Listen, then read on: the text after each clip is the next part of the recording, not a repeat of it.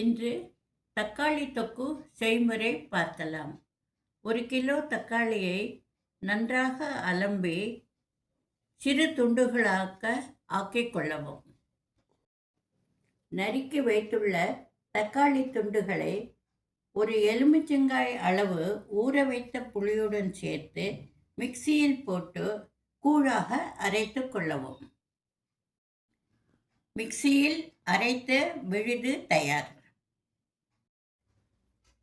அடுப்பை பற்றவிட்டு இலுப்பச்சட்டியை போட்டு காய்ந்தவுடன் அதில் தேவையான அளவு நல்லெண்ணெய் ஊற்றி காய்ந்தவுடன் 1 ஸ்பூன் கடுகு, 1 ஸ்பூன் மஞ்சள் பொடி, 2 ஸ்பூன் காஷ்மீரி சில்லி பவுடர், 1 துண்டு பெருங்காயம் போட்டு வதக்கவும்.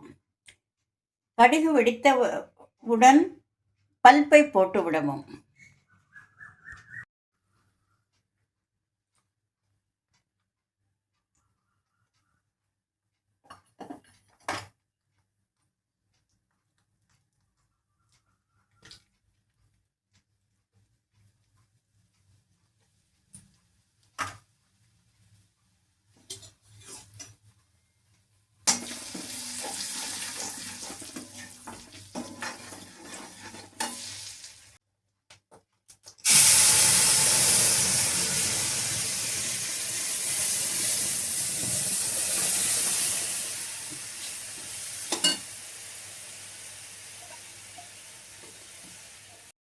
அடுப்பை மீடியம் ஃப்ளேமில் வைத்து அவ்வப்போது கிளறி விடவும்.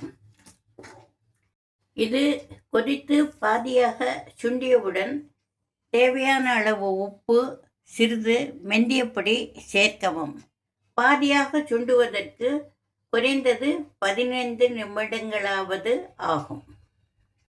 பாதியளவு சுண்டிவிட்டது. இப்போது தேவையான அளவு உப்பு, மெந்தியப்பொடி சேர்த்து நன்கு கிளறவும்.